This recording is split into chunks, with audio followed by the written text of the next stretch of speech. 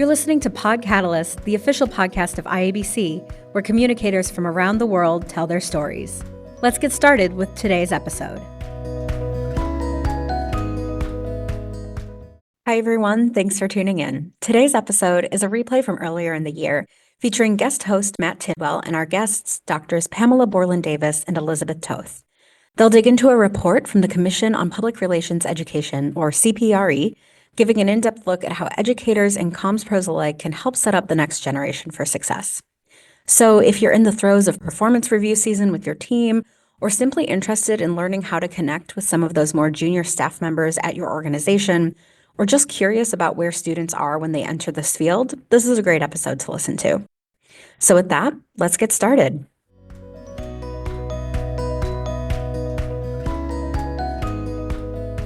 Hello, everyone. Welcome to Pod Catalyst, the IABC podcast. My name is Matt Tidwell.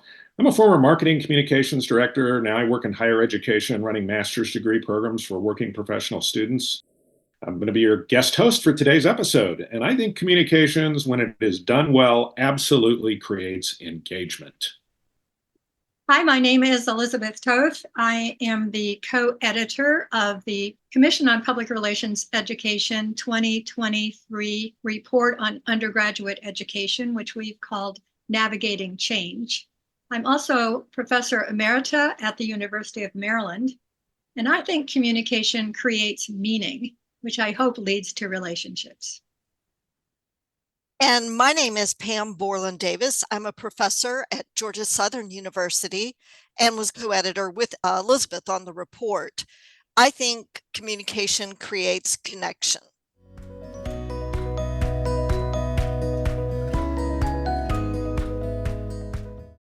Great. Thank you both. Again, so pleased to be guest hosting today's episode and taking the baton from our regular host, Peter Finn.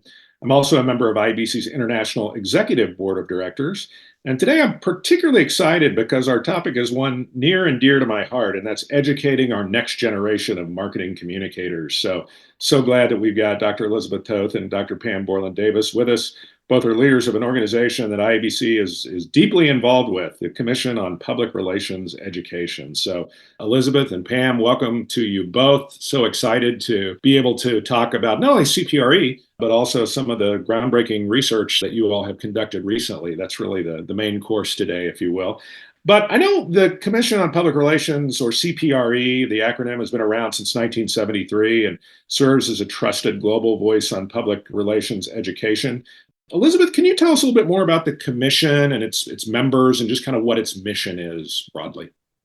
Sure. Commission on Public Relations Education is now 50 years old, and we have proudly celebrated it with a 50th anniversary event, which also introduced the 2023 report that we'll be talking about. The Commission began because some of our founding educators and practitioners in the early 70s saw a real explosion of public relations education across the country. But at the same time, they were concerned that as universities were starting to offer majors and tracks and sequences, that there was no uniformity in what students were going to study under that name of public relations.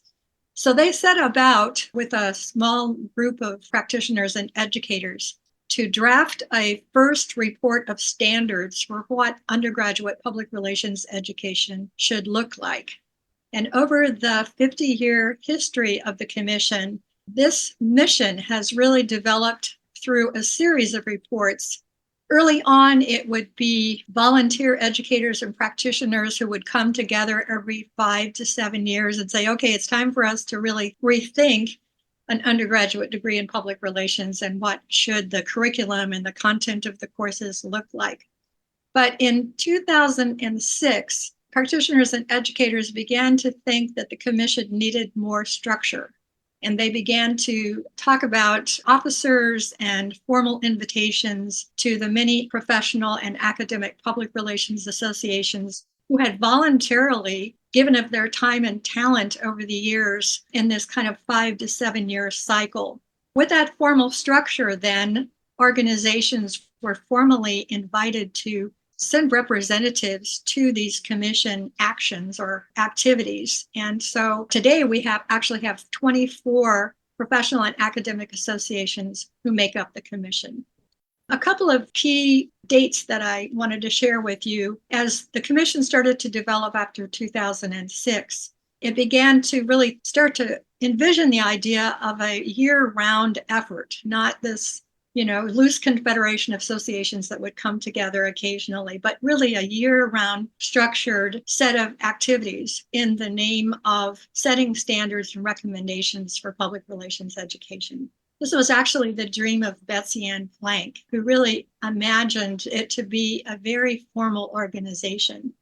And in 2021, the commission was invited by the Institute of Public Relations to partner with it so that it would actually have a home and it would have some resources and staff support to really achieve this goal that the commission had for itself. And finally, the last date I would share with you is in 2023, the commission actually became a 501c3 organization. So for the first time, it had staff, it had resources, and it could actually accept donations to help it with its work. Great. Thanks, Elizabeth, for that overview. And you mentioned the 24 organizations that make up CPRE, the commission. And one of the reasons that I'm so glad we're featuring this particular content on the podcast about CPRE and, of course, about the new research is because IABC has recently re-engaged to become an organizational member. We actually were an organizational member in the beginning of CPRE, for whatever reason, dropped off over time, but have now re-engaged. And when you look at the organizations that make up CPRE, it's really, you mentioned Institute for PR, but it's also obviously Page Society. Gosh, we have so many Canadian members. I know Canadian Public Relations Society is in there as well. And so we're very, very pleased to be back in the fold, if you will, on the commission because of the work that it does to really help set the agenda for educating students really around the world. So and it's been yes, Matt, and we actually have other international organizations that have joined us as well, particularly the European organizations. Yeah, for sure. No, it's terrific. We're so glad to be back in. But I want to move right now as quickly as we can to talk about this work that I know the two of you were deeply involved in over the last year. This is audio, but you should see the head shaking. It's pretty amazing. And that is the new report. And I know that was unveiled in Chicago. Several of us were there, including Peter and myself, several weeks ago in Chicago as that was unveiled. It's called Navigating Change. Pam, can you tell us a little bit about kind of the genesis, the methodology, and just kind of how all that came to be? Of course. And as Elizabeth alluded, the commission does try to issue some kind of report every 5 to 7 years.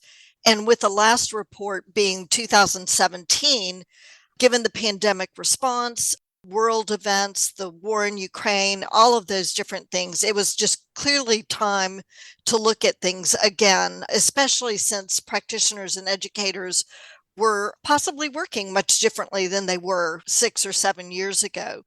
And it is even more relevant when you're thinking of people working remotely or in hybrid variations. So we needed to recheck where we were in the expectations of practitioners and educators. And so because of these changes, we began with crowdsourcing key issues. What did people think were key points that needed to be covered? And these ended up being ranked by the commission members as well as members of the PR Council. And then that put us down to about 6 key topic areas, plus the areas related to student knowledge and experience, which continued from past work in those particular areas. The 6 topics were then explored by teams and through page conversations. It ultimately led to the survey, and we had nearly 200 educators and just over 460 practitioners respond, including IABC members. So we greatly appreciate those responses as part of that. So that was the impetus for the report and how it got started.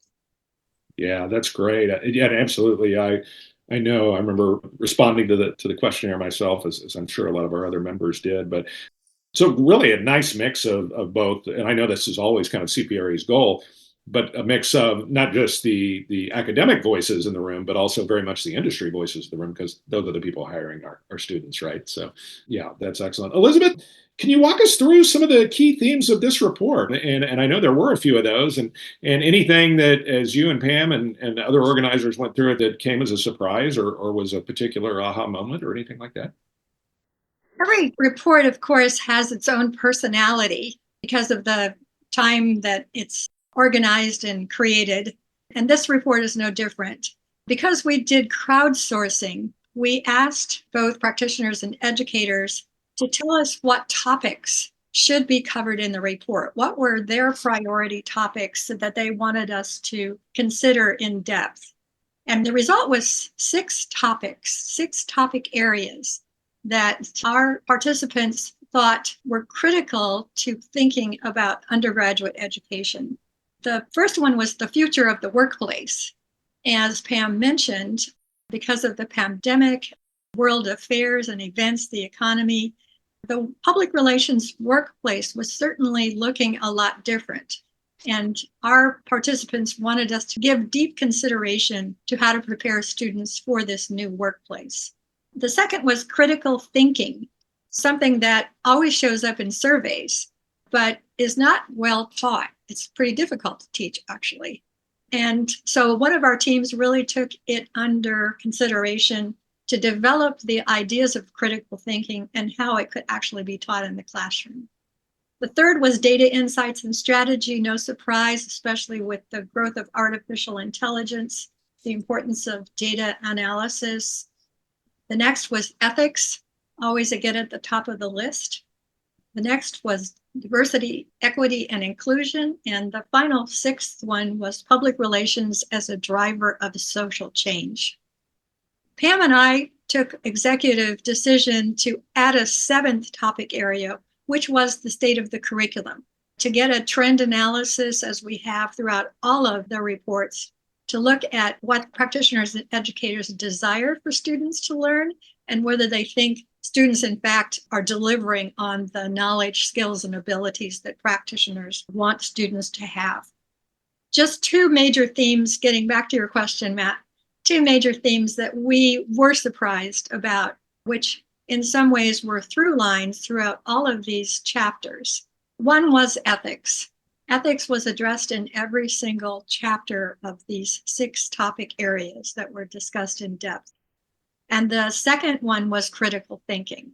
Critical thinking actually fell under ethics, that to be a critical thinker is to be an ethical practitioner. So I think those were the 2 that were standouts for us. Yeah, that's great. I just obviously before this interview, I just kind of went back and looked at the top line report that you all did, and so you go into much more detail on all of those. Which, by the way, I know that the report is certainly the top line is available on the CPRE website. So, and we definitely can put that in the show notes so people can get to it for sure. But yeah, love all of those areas. Certainly, I think all of us who are educators can identify with every one of them. Critical thinking, which always comes up, but I really loved seeing DEI be as emphasized as it was in terms of importance for future curriculum, but also and data analytics and AI, right? I mean, AI is, I don't think any of us can go to a conference these days without being absolutely inundated with how topical that is, the importance of analyzing data. And then lastly, the one that I really like to see was PR as a driver of social change, right? Because, our students are going to be, they're going to be exposed to change at the light speed. I mean, they really already are. And certainly on the social side, we definitely saw that over the last few years. So we're glad to see all of those emphasis areas. And I know, again, it would just encourage anybody to go on the Commission for Public Relations Education website to pull down more detail on any of those. But maybe to drill just a bit deeper, Pam and Elizabeth already touched on this, but ethics needing to be required in PR curricula. Obviously, a lot of us, I think, would agree with that. But why do you think that's so critical in today's landscape, and what does that look like in practice?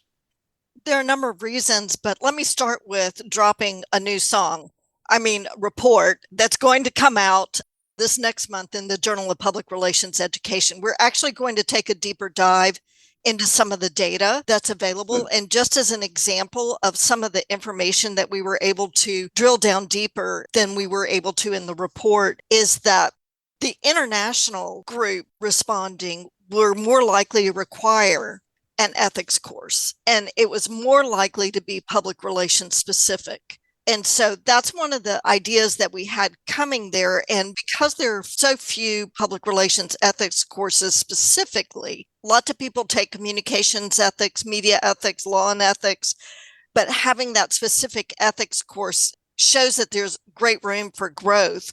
And the journal will have some of that kind of information, as well as how to teach some of the elements in the ethics class, as well as in others, DEI, for example. But just as a couple other points related to the importance of ethics is that it was the top rated knowledge area for both educators and practitioners when we look at KSA's knowledge, skills, and abilities. It came up in the future of the workplace with Gen Z and their expectations of the workplace. And I think one of the things that seems to be coming out is that maybe their soft skill development isn't as advanced as it could be because of the social media reliance and because of the world in which we lived, where things were remote and hybrid for several years, that there's some opportunities there for us to come in.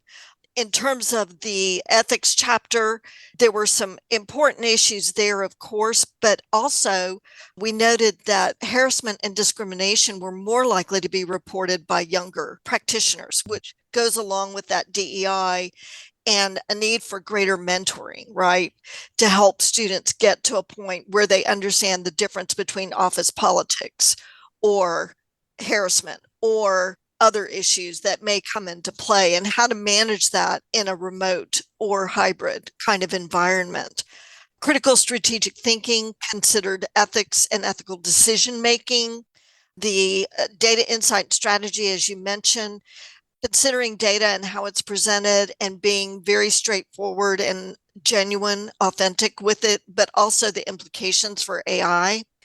And then I think one of the interesting things that came out was DEI, talking about DEI as an ethical social responsibility, which allows us to address it in a very different way, given the charged nature of that topic in some places, right?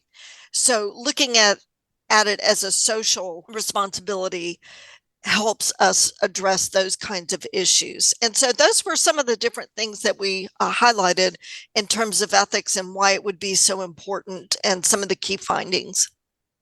Yeah, and I'm really glad you mentioned some of those timely things that we've noticed around students and the way they learn and just their environment, right? Pandemic certainly, but also now new ways of working, much more remote work, and also in some cases remote school. This stayed on, but certainly I'm familiar with that, running an online program. And so some of these things that maybe we learned in the workplace as young practitioners, ethics being one of those, now our workplace is much different and maybe much more solitary. I know I'm seeing that certainly from a lot of my students at both the undergraduate and graduate level. So glad to see that firm grounding in ethics there for sure. So Elizabeth, how do you hope practitioners or communicators in the field use this report? How can we bridge the great gap between academic institutions, academia writ large, and those folks who are actually hiring our graduates, our practitioners, members of organizations like IABC and PRSA and PAGE and others? Well, I think I would certainly encourage practitioners to read the report as content around these topic areas, deep content from both the quantitative side with the survey results that we produced, but also broader content from really expert thinkers about these topic areas. Some of the conceptualization, for example, of ethics is quite sophisticated and allows all of us to think about ethics not just as, frameworks or philosophy, but how that translates into workplace practices. We certainly always appreciate practitioners for their investment in students, and they've been great partners lecturing in universities, supporting PRSSA, hopefully being mentors and offering internships. Those are the bedrock activities that we really rely on to produce professional public relations education. But our thinking coming out of this report maybe talked more specifically about contributions practitioners can make in terms of current case studies, that they can give us invaluable case studies from their own experience that really reflect today's complicated issues. With regard to data analysis, We're all trying to retrain ourselves in how to work with big data. And some of our practitioners have real expertise with this and could be really helpful to us in terms of providing data sets that they think students will have to understand, both conceptually, but from a management perspective, from a strategic perspective, how they can use those data sets in public relations practice. We certainly appreciate, again, those internships and mentoring activities, but we do think practitioners could give more consideration and attention to onboarding practices. Pam mentioned how the workplace now is more remote. It lacks maybe those traditional 9 to 5 hours that we all had at one point. There's less opportunity for interaction and mentoring and understanding practice issues, office protocol, politics. And I think, such things as DEI practices, ethical applications, even critical thinking could be thought about differently in terms of bringing in new employees and how to orient new employees to the new public relations workplace. We certainly appreciate all employment opportunities for our students, and we would like to encourage employers to offer graduate studies to their employees. Some of these topic areas would really be helped in graduate studies, especially extending the critical thinking application piece. And we know that we have wonderful graduate programs, many online or blended in some way to make them more accessible to practitioners. And we hope that their employers would want to support those efforts.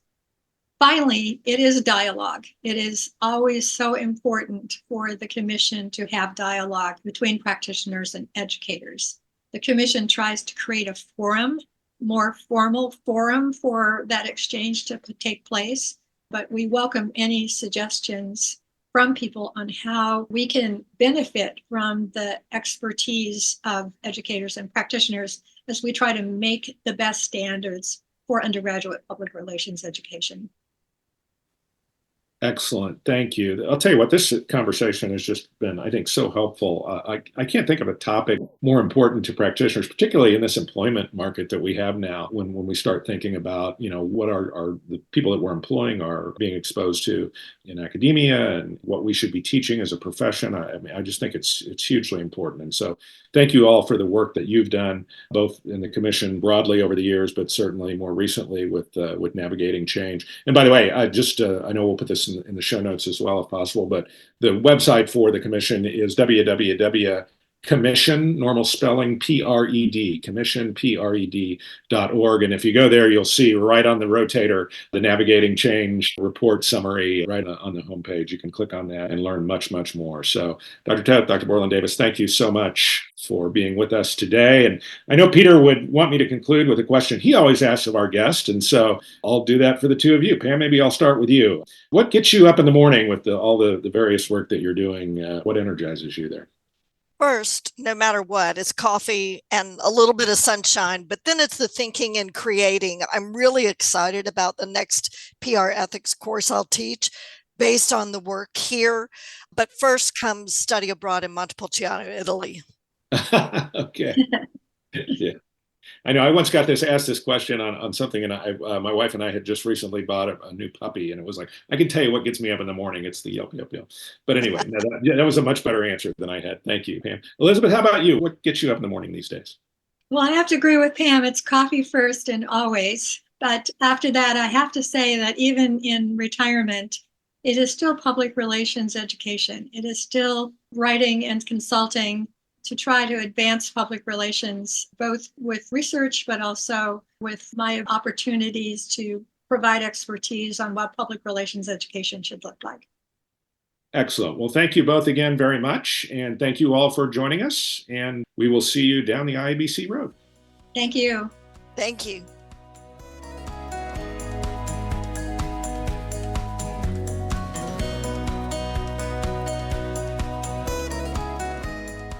Thanks for listening to Pod Catalyst, the official podcast of IABC. If you've enjoyed today's episode, please be sure to subscribe, rate, and review. Have a suggestion for a future episode? Send us a note at catalyst@iabc.com. To To discover all IABC has to offer, visit our website at iabc.com. Until next time.